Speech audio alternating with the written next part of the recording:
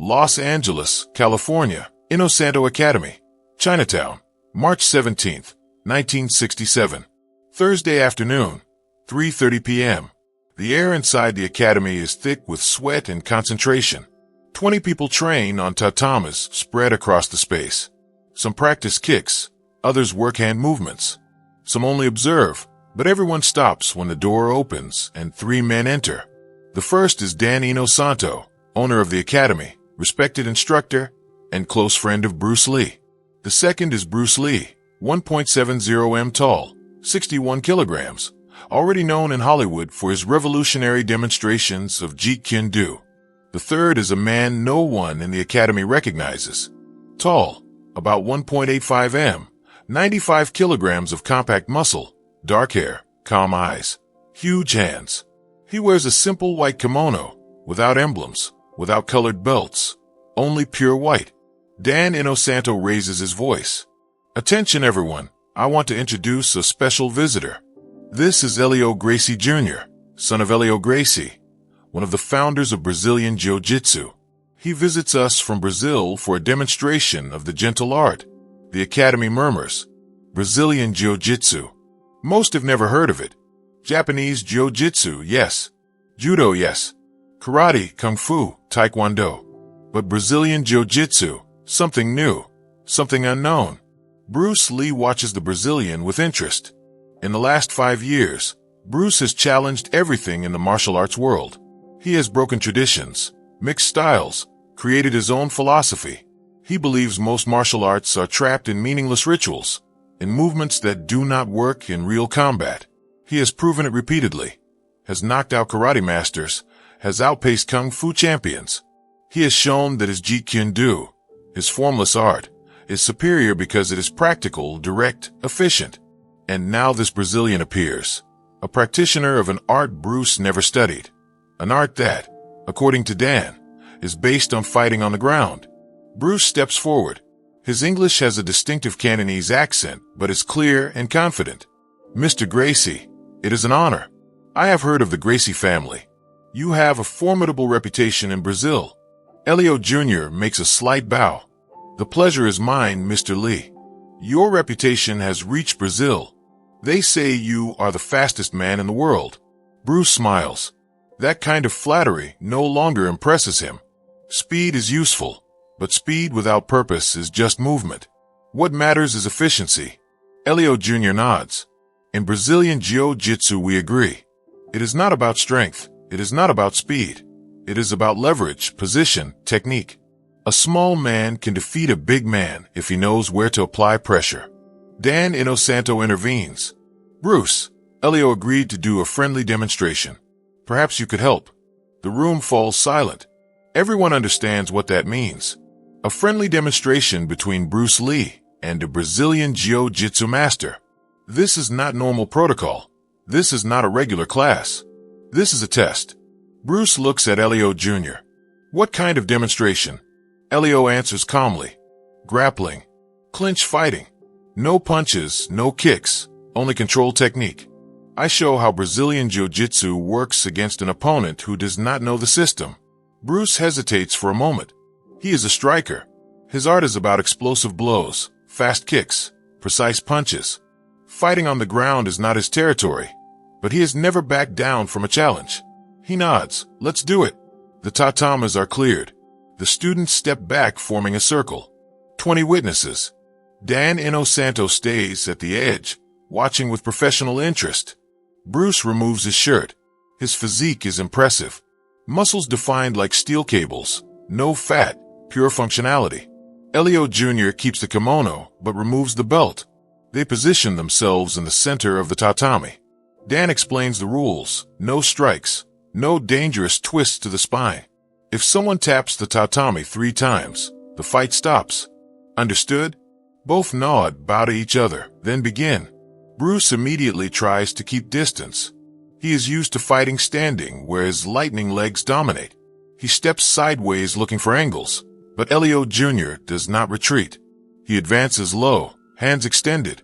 Bruce tries to evade, but the Brazilian's hands are like claws. They grab Bruce's wrist, pull, unbalance. In 1 second, Bruce is being dragged down. He resists. His tense muscles fight the pressure. But Elio Jr. does not use brute force. He uses Bruce's own momentum against him. They fall to the tatami. Bruce tries to get up immediately, but Elio Jr. is already on top. Not with weight, but with position. His legs wrap around Bruce's waist. His arms seek control. Bruce pushes, twists, tries to create space. He is incredibly strong for his size. His muscles explode in escape attempts, but every movement seems to lead him into a worse position. It is like fighting quicksand. The more he struggles, the more trapped he becomes. Elio Jr. is calm. His breathing is controlled. He is not fighting Bruce. He is controlling him. He feels every escape attempt, every muscular tension, every shift of weight, and responds not with strength, but with subtle adjustments. A hip shift here, an angle change there. Bruce tries to turn left. Elio Jr. allows the movement, but uses it to improve his own position. Now he is on Bruce's back. His legs are locked around Bruce's waist in a position practitioners call back control. Bruce senses danger. He can feel Elio Jr.'s arms searching for his neck. He tucks his chin, protects his throat. He will not allow a choke. His hands grab the Brazilian's arms, keeping them away. His muscles tremble with effort. Elio Jr. does not insist on a choke. Instead, he changes. His hands slide down. One hand grabs Bruce's right wrist. The other slides over Bruce's shoulder. And then, in a movement that lasts less than 2 seconds, Elio Jr. turns his own body, extends his legs, falls backward to the tatami dragging Bruce with him, and traps Bruce's right arm between his own legs. The position is called jijigatame in judo, arm lock in the West. In Brazilian jiu-jitsu, it is one of the most fundamental. Submissions. Elio Jr.'s thighs press against Bruce's shoulder and chest. The Brazilian's hips are elevated, pushing against Bruce's elbow. Bruce's arm is fully extended, trapped, hyperextended. Every muscle fiber in Bruce's arm is stretched to the limit. The elbow ligaments are under extreme pressure. Bruce tries to bend his arm. He cannot. The leverage is perfect. He tries to pull the arm out. Impossible. Elio Jr.'s entire body weight controls that single limb. Then Elio Jr. increases the pressure just a little. Just a small additional hip thrust, and pain explodes in Bruce's elbow like lightning. It is not muscular pain. It is not fatigue. It is the sharp and terrible pain of ligaments stretched beyond their limit, of joints forced in directions they were not designed for.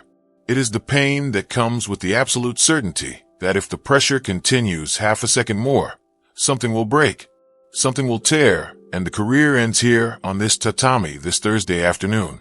Bruce Lee screams. It is not a shout of effort, not a martial arts ki. It is a visceral cry of pure, involuntary pain. It is the sound of a body telling the brain it is in mortal danger. It is loud, sharp, shocking. The entire academy freezes. 20 people stop breathing. They have never heard Bruce Lee make a sound like that. They have seen him knock out opponents.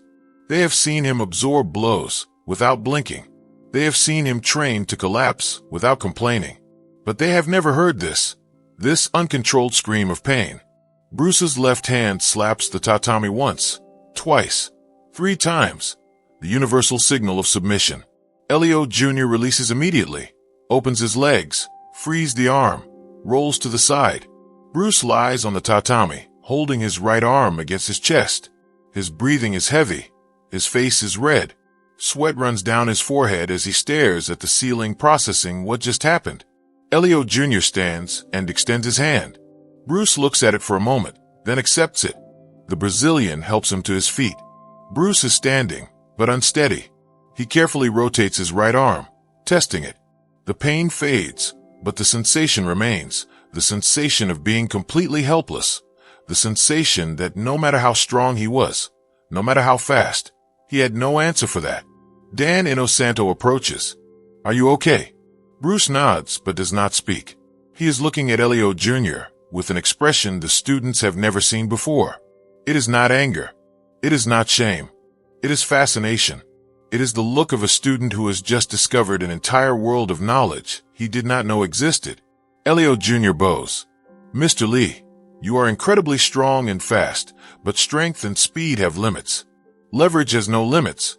With correct technique, a weak man can control a strong man. A slow man can catch a fast man. Because on the ground it is not about who is stronger. It is about who understands positions better. Bruce finally speaks. His voice is hoarse. Teach me. Elio Jr. smiles. With pleasure. The next 90 minutes are a revelation.